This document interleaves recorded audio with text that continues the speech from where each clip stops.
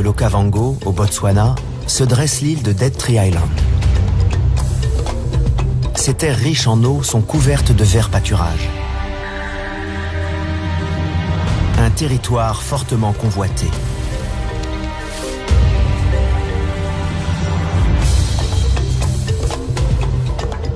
Dans l'ombre, rôde le félin le plus secret d'Afrique.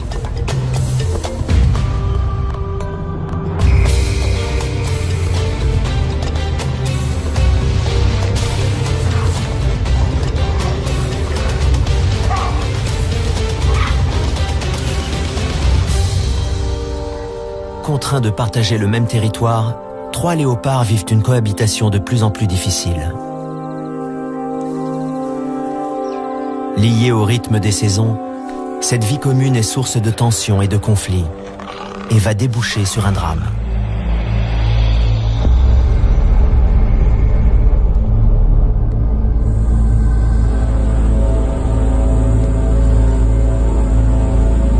Le maître incontesté des lieux est le mâle dominant, Bouddha, un individu robuste de 5 ans, dans la fleur de l'âge. L'une de ses femelles entre et sort régulièrement de son territoire. Grimpeuse hors pair, elle escalade avec agilité les grands ébéniers et saucissonniers de Moremi. Elle porte le nom de Mosweo, pelage pâle.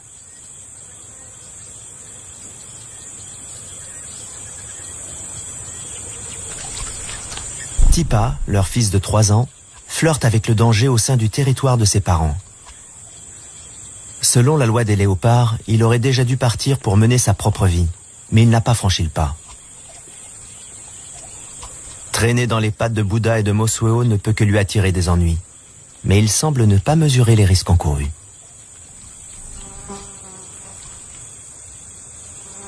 Récemment, un événement est venu chambouler la vie de Mosweo. Elle vient tout juste de donner naissance à 2 petits. Et Tipa représente une menace potentielle.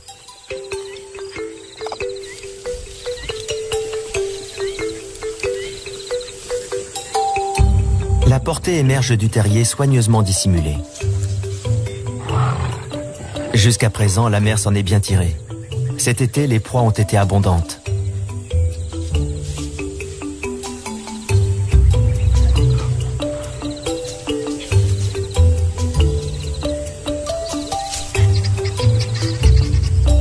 Le léopard est un animal solitaire, et Mosweo doit mobiliser tout son savoir-faire pour élever sa progéniture. Le taux de survie des petits léopards est inférieur à 50%. La plupart des jeunes meurent au cours de leur première année, alors que leur mère est partie chasser. À chaque nouvelle naissance, les femelles léopards sont confrontées à cette dure réalité. Mosweo n'a pas d'autre choix que de laisser ses petits pour trouver de la nourriture.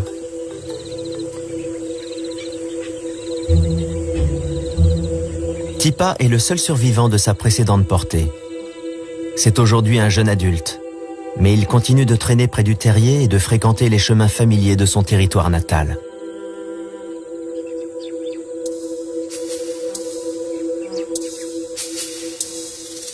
Jusqu'à ce jour, Mosweo a toléré sa présence sur son domaine.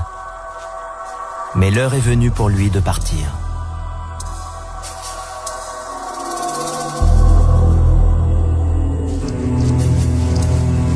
Mosweo s'est lancée sur le sentier de la guerre.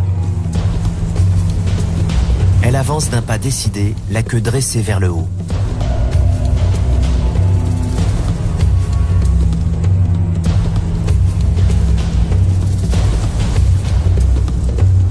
Il est temps de rompre définitivement les liens qui les unissent.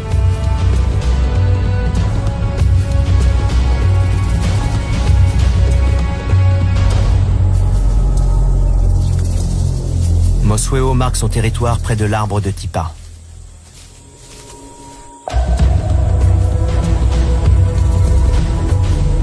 Elle affiche ouvertement son hostilité à l'égard de son fils. Leur relation a dégénéré en conflit ouvert.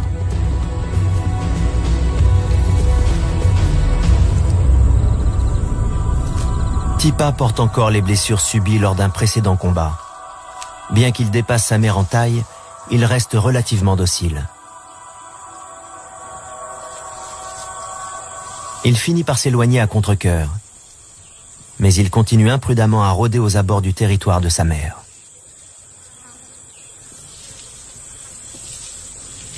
Alors qu'il s'enfonce dans un bois voisin, il tombe sur un redoutable adversaire.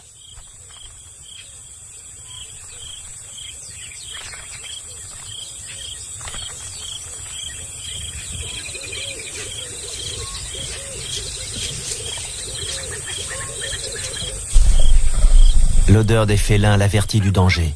Il doit se montrer prudent.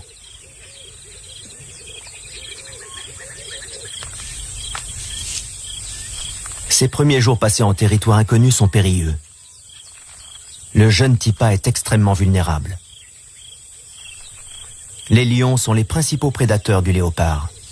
Non seulement ils tueraient un bébé, mais ils arracheraient un à un les membres de Tipa. Celui-ci doit les contourner sans un bruit. La menace qui pesait sur ses petits étant écartée, Mosweo peut désormais se concentrer sur son activité de prédilection, la chasse.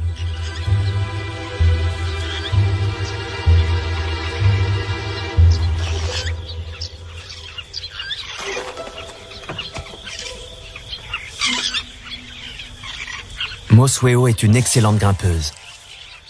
Elle aime se poster à 7 ou 8 mètres au-dessus du sol.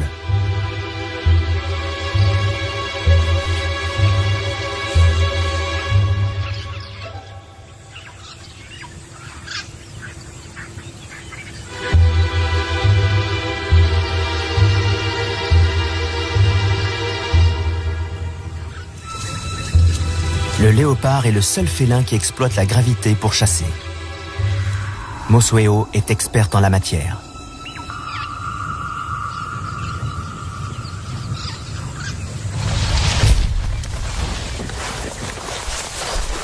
Cette technique est rapide, discrète et efficace.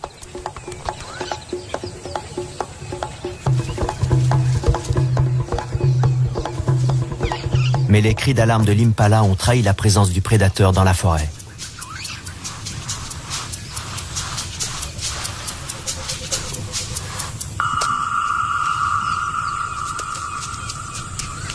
Les hyènes ont entendu des bruits de lutte. Mosweo doit cacher son butin avant d'être repéré. Les hyènes chassent en meute. Elles sont fortes et agressives. Qui plus est, elles tuent les petits léopards. Mosweo doit éviter à tout prix qu'elle ne découvre son terrier.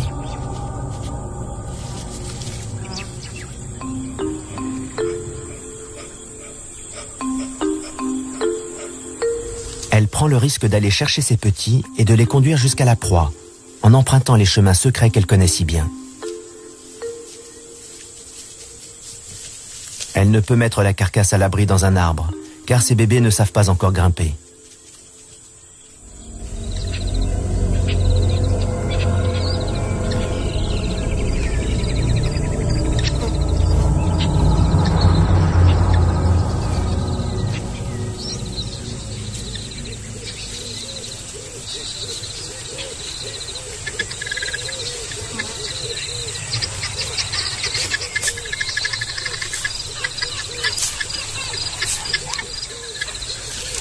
Sur le sol, la petite famille est exposée au danger.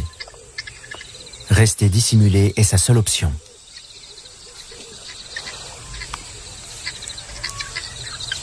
Ici, le léopard est dans son élément.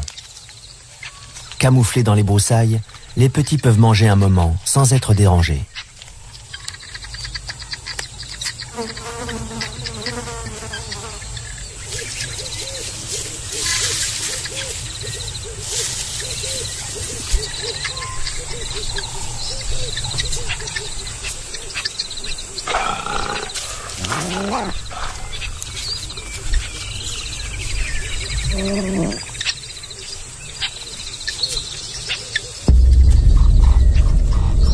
Les hyènes ont senti l'odeur de la viande.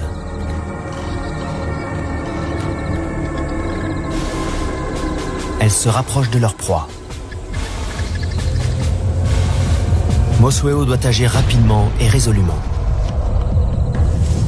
Son plan est de détourner l'attention des hyènes et de les attirer assez loin pour permettre à ses petits de s'éloigner.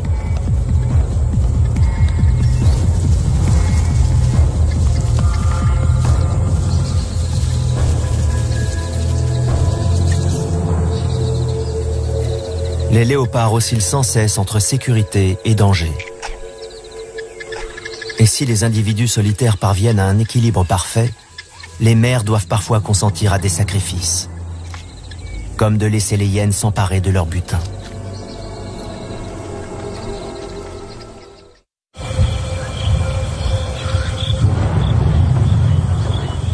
Dead Tree Island se métamorphose au fil des saisons. C'est l'un des rares endroits où l'eau potable est présente en permanence.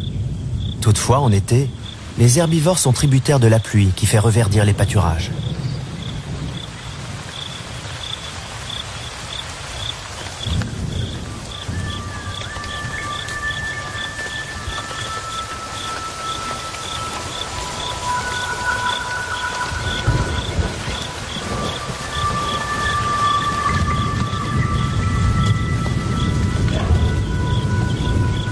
Les effets de ces précipitations se font sentir à travers tout le delta et au-delà.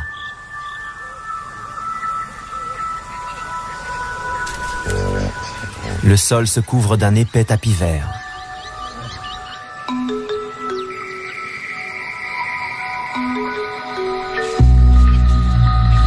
Les feuilles poussent, les bourgeons éclatent, l'herbe surgit. Les animaux quittent la forêt et s'éparpillent dans les plaines alluviales environnantes.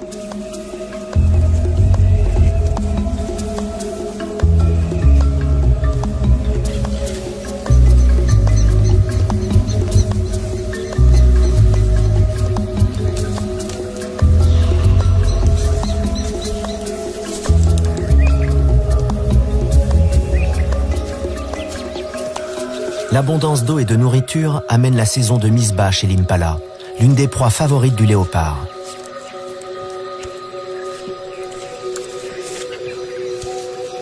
Les naissances interviennent à l'époque la plus favorable en termes de nourriture et de protection. Les petits, leur mère et le troupeau subissent ainsi un stress moins important.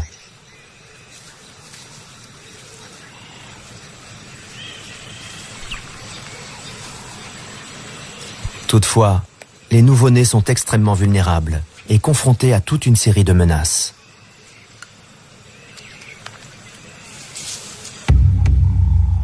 L'île abrite un autre chasseur expert, le python de Seba.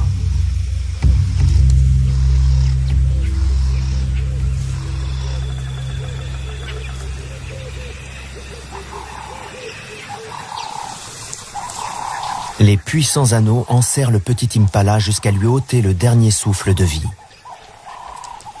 Puis le serpent gobe sa proie en ouvrant largement sa gueule grâce à l'articulation particulière de sa mâchoire.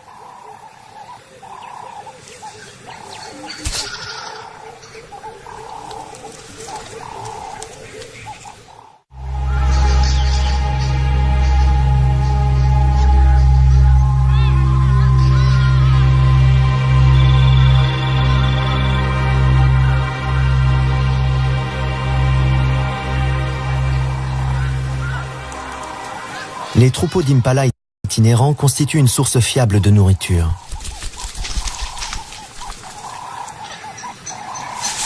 Au cours de la nuit, Mosueo a tué l'une des bêtes et a dissimulé la carcasse fraîche dans un fourré.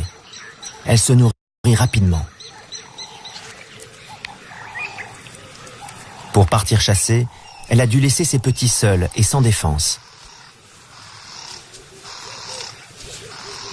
Elle doit les rejoindre au plus vite.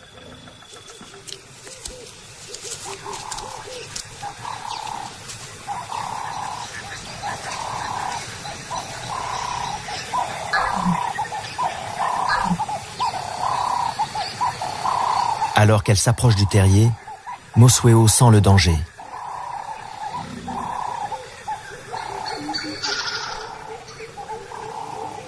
Les hyènes sont passées à l'attaque.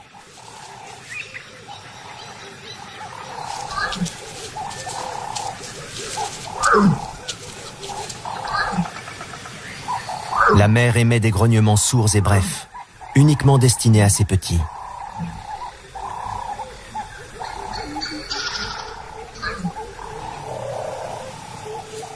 Un seul lui répond.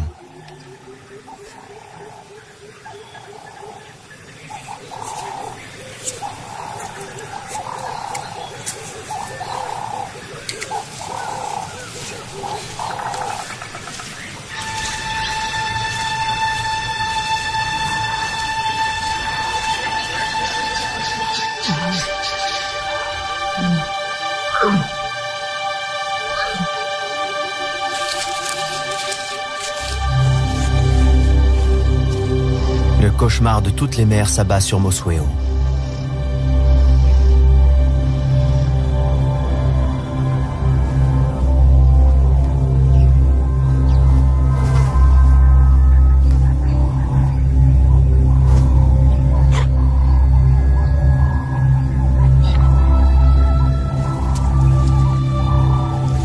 Ses appels semblent désespérés, mais en même temps pleins d'espoir.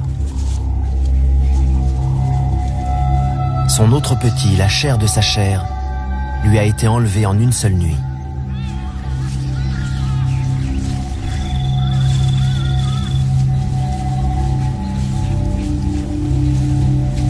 Elle n'a pas d'autre choix que de se remettre en route.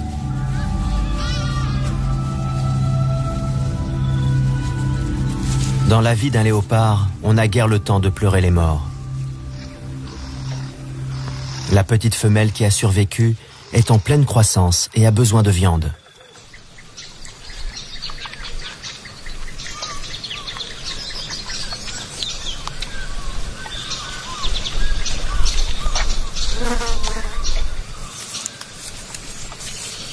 Son bien-être dépend de la connaissance approfondie qu'a sa mère de cette partie du delta.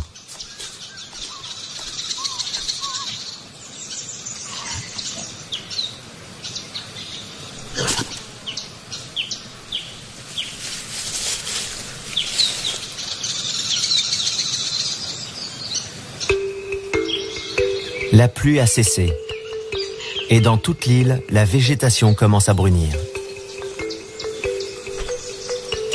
Les animaux le sentent.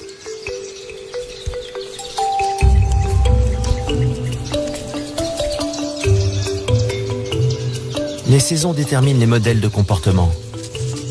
Chaque espèce réagit à sa manière.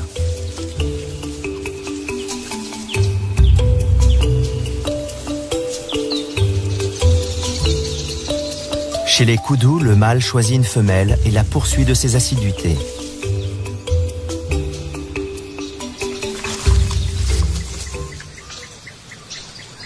Tipa est embusqué dans les broussailles.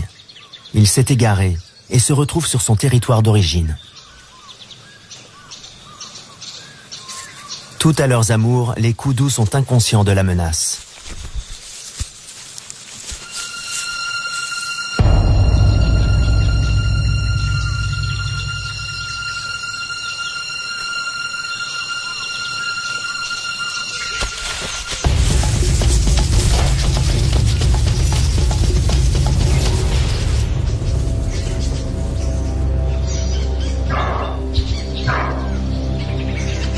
Le manque d'expérience de Tipa est flagrant.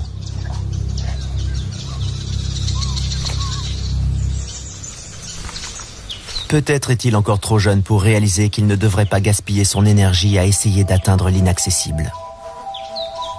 Il ne fait pas le poids face à un animal de la taille d'un koudou.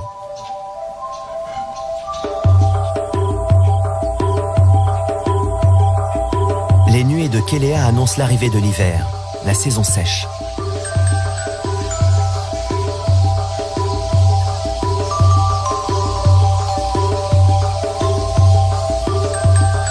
Attirés par la présence permanente de l'eau, de nombreux animaux gravitent autour de l'île.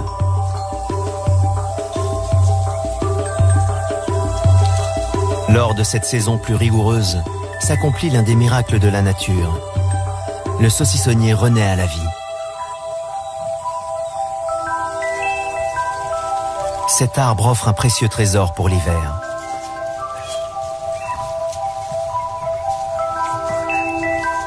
Des fleurs remplies de nectar. Un délice pour les babouins qui boivent à même le calice rouge cramoisi.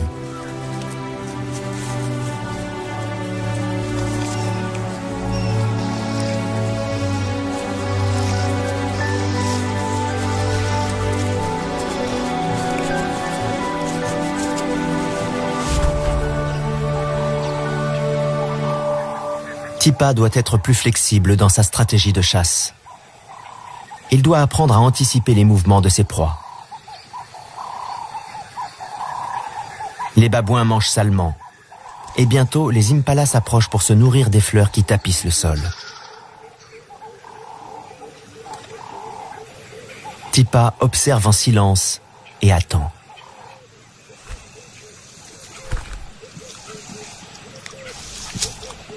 Il faut que l'impala s'approche.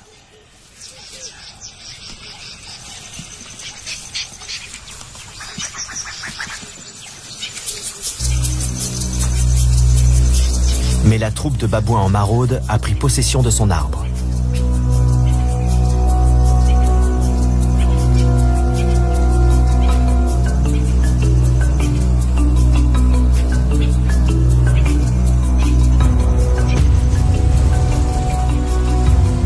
Tipa n'a pas la force de Bouddha, et les singes ne toléreront pas sa présence.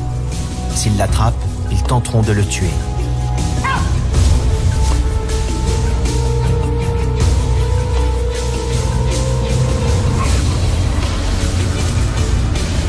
Il ne peut risquer un affrontement.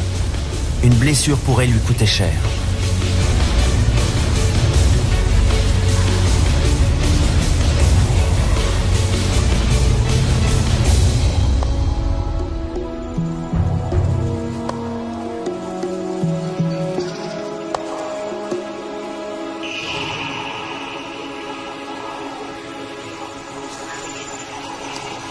Posté à bonne distance, Mosweo observe la scène.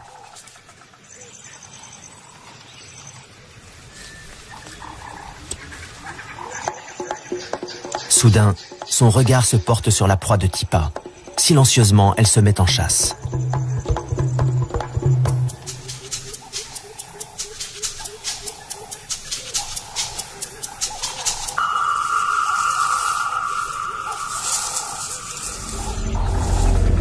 Elle choisit un arbre placé sur le parcours du troupeau, dans l'espoir que les fleurs attireront les impalas sous son poste de guet.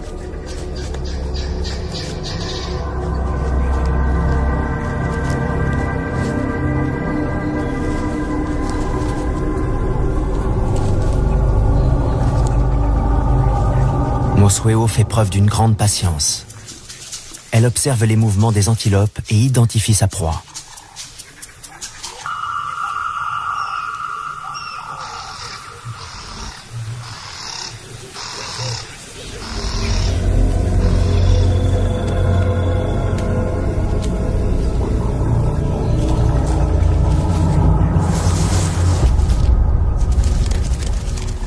Mais cette fois, la voltigeuse a manqué sa cible.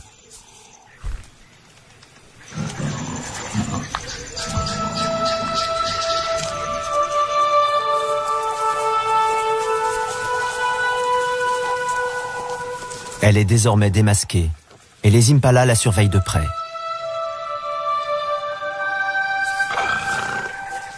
Sa contrariété est manifeste.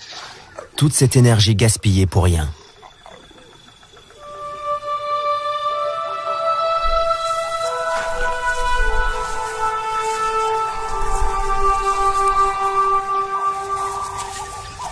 Mais elle doit poursuivre son chemin. Elle est à découvert et les babouins sont toujours dans le secteur. Pour aggraver les choses, les cris des impalas ont alerté les lions.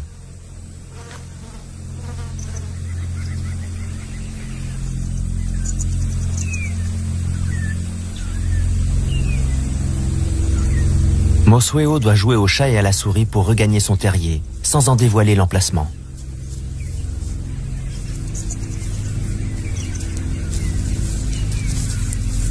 En rechignant à rester à distance du territoire de sa mère, Tipa provoque le chaos. Ses tentatives maladroites pour chasser ont multiplié les pressions sur Mosweo.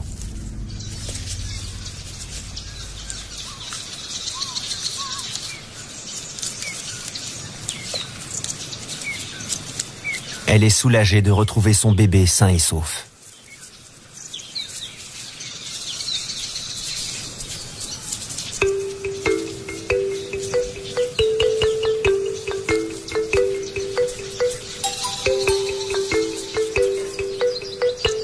Elle décide de s'installer dans un nouveau terrier. Les lions étaient bien trop près à son goût.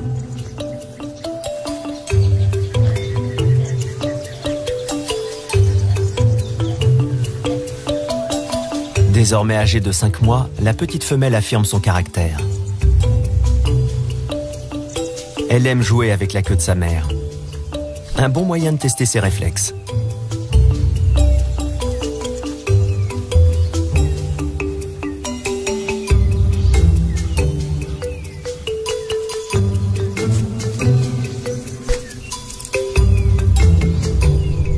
Dissimulée dans les herbes sèches, Mosueo se repose. Elle doit recouvrer ses forces avant de repartir chasser.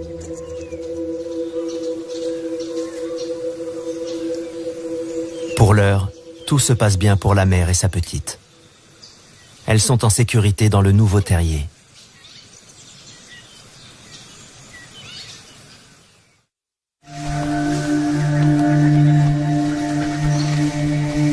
L'hiver pousse les éléphants à quitter le désert environnant pour gagner l'île.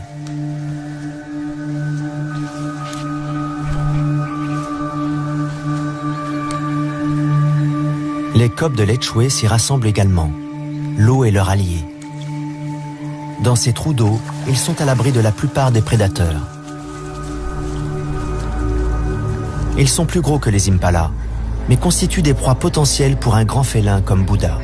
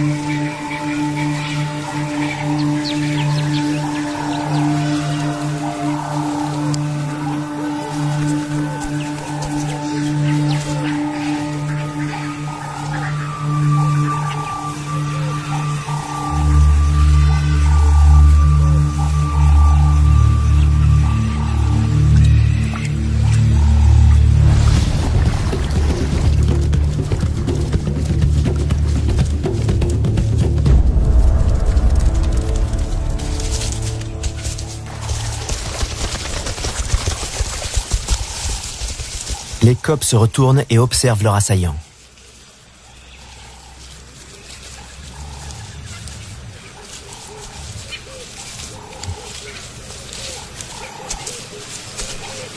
Ils identifient son odeur et la gravent dans leur mémoire pour pouvoir s'y référer par la suite, tout en s'assurant que Bouddha quitte bien le secteur.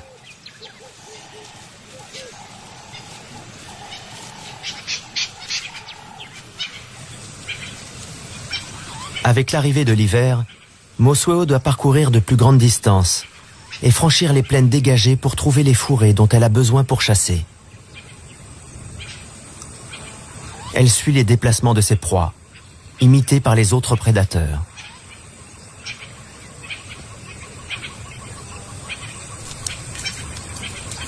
Pour un léopard, un changement de territoire est toujours risqué.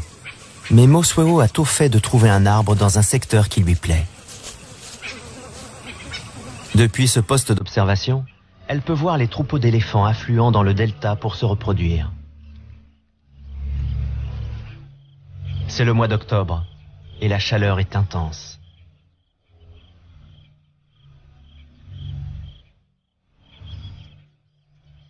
Les eaux pluviales qui avaient apporté la vie dans la région se sont presque évaporées.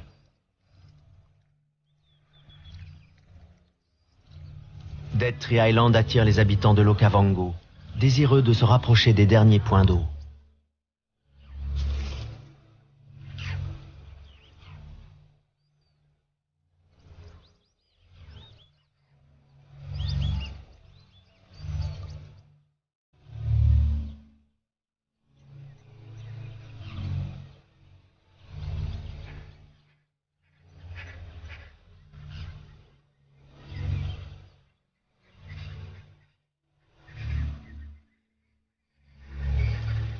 De ces réserves d'eau dépend à présent le sort d'une foule d'animaux.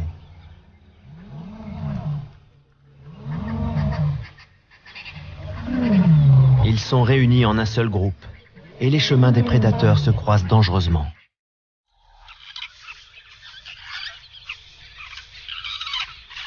La petite de Mosueo est parvenue à un âge où elle commence à pousser plus loin ses explorations. Il est grand temps qu'elle apprenne à grimper.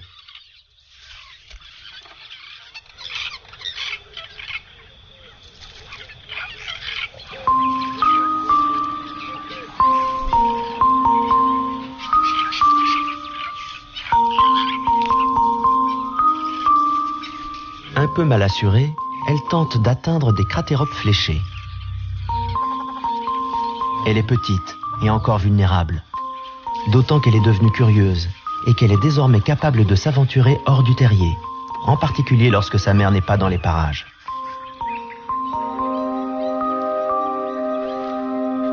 Mosueo est partie chasser très loin.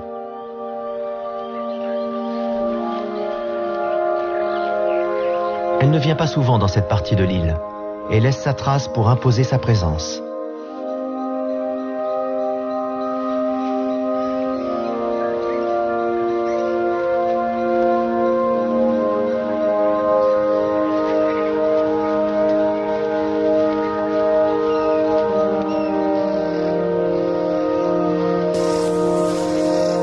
Elle s'avance dans une plaine ouverte où 2 chacals à flancs rayés furettent à la recherche de nourriture. En cette rude saison, Mosueo tire profit de toutes les occasions qui s'offrent à elle.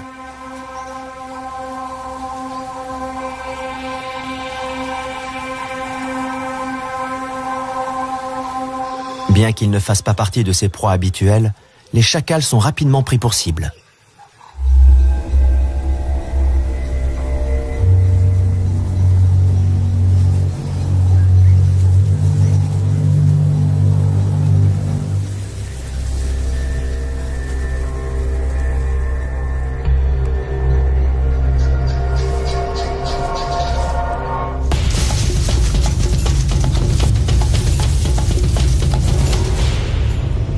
Mais ce sont des animaux malins et capables de pointes de vitesse impressionnantes.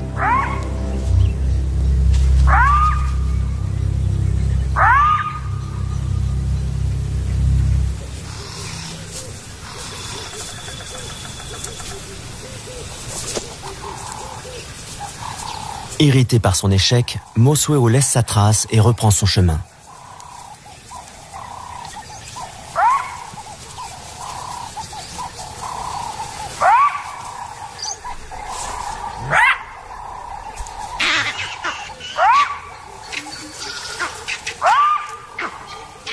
Aux aboiements des chacals font écho les cris des singes verts qui se font entendre dans le lointain.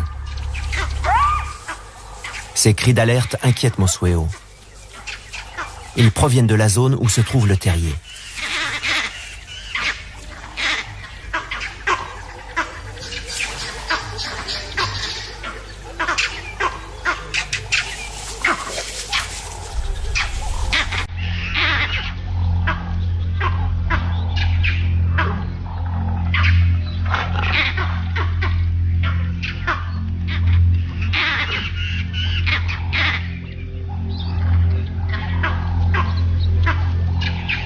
Alors qu'elle s'approche de l'endroit signalé par les singes, Mosueo avance avec précaution.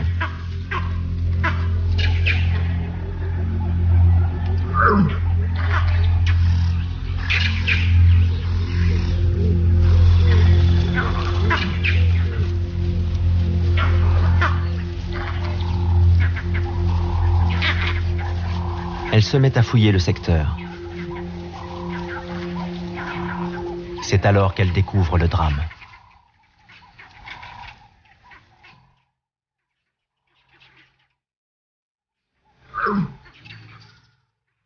Le petit léopard a la patte arrière coincée dans un arbre et son bassin est fracturé.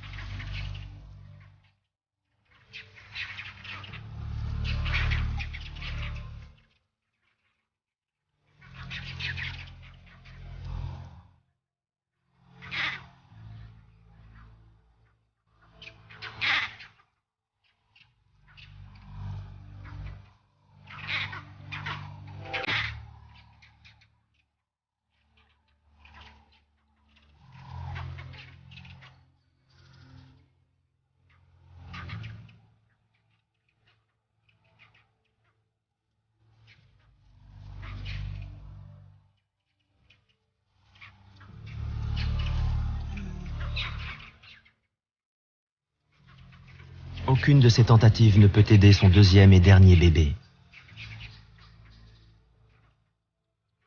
Ni ses coups de patte légers, ni ses encouragements affectueux.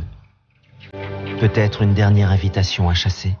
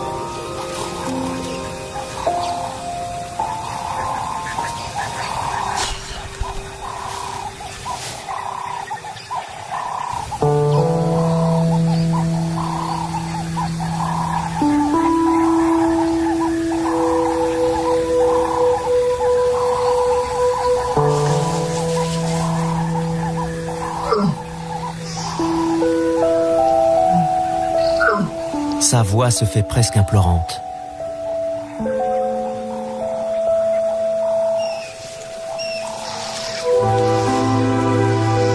Une dernière tentative, et la patte du bébé est dégagée.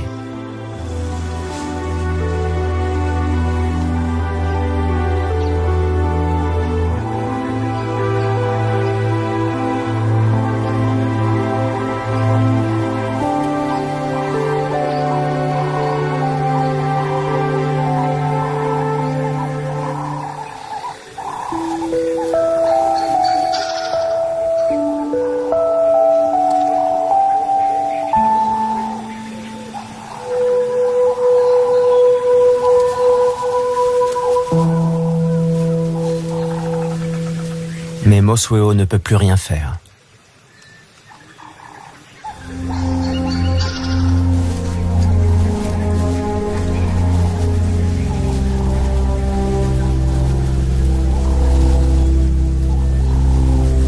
Mobilisant ses dernières forces, le petit léopard se traîne jusqu'à son dernier lieu de repos.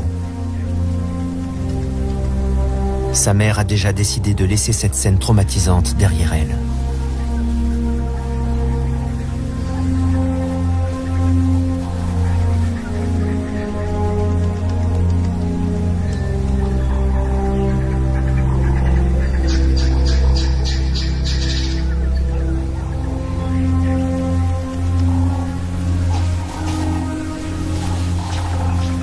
En se frottant contre un arbre, Mosweo semble vouloir effacer la douleur.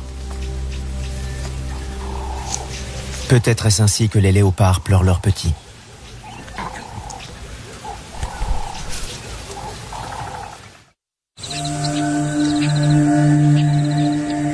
La chaleur monte. La pluie ne va pas tarder.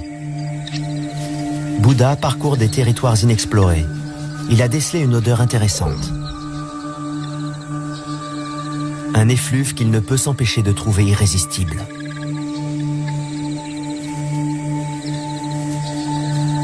Une nouvelle femelle s'est introduite dans son domaine et son odeur titille ses narines. Plus grande et plus robuste que Mosweo, elle apporte la promesse de nouveaux gènes sur l'île.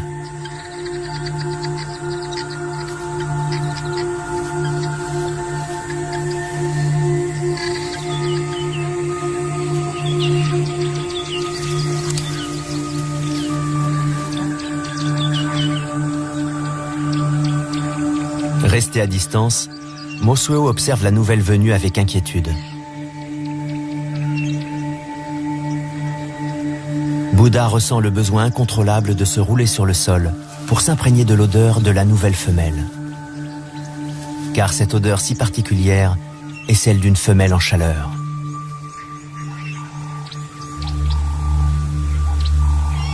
Mosweo suit les traces de Bouddha. Ses cris d'appel sont graves et bien distincts, mais elle sait qu'ils ne lui sont pas destinés. L'odeur qu'elle perçoit ne lui plaît guère. C'est l'odeur d'une autre femelle, une rivale. Instinctivement, Mosuo tente d'effacer les traces révélant la présence de la nouvelle venue. Mais il est trop tard.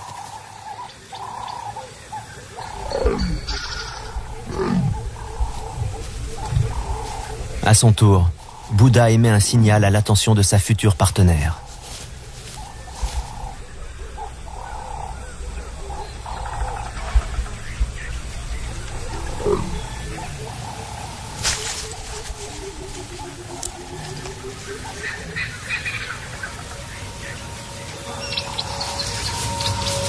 La nouvelle femelle s'empresse de répondre à son invitation. Mosuo bat en retraite. Ses efforts sont vains.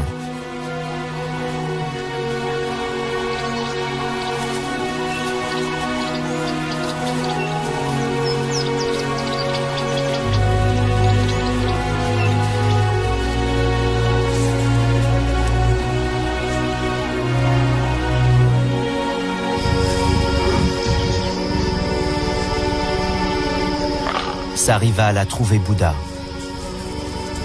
Elle entre en contact avec lui.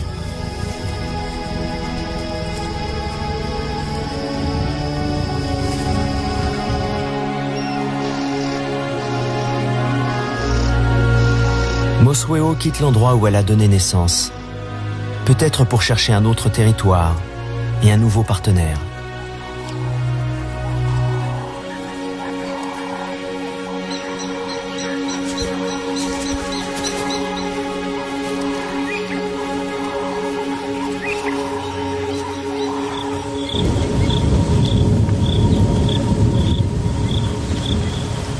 L'hiver et la sécheresse s'achèvent enfin.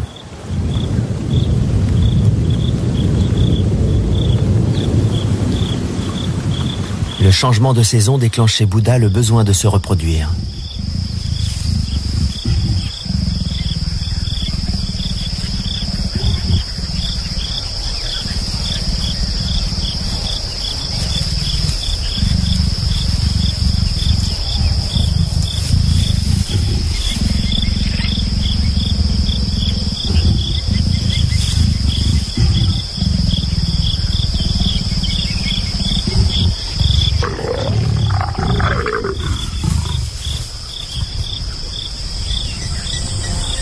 Une nouvelle ère débute pour les léopards de Dead Tree Island.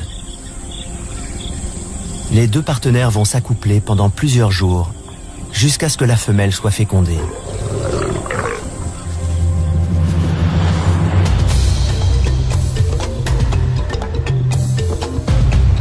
La tragédie a fait place à l'espoir, et la nature offre un visage plus accueillant. Bouddha est satisfait du travail accompli. À l'aube d'une nouvelle saison fructueuse, l'héritage des léopards de Dead Tree Island a été préservé.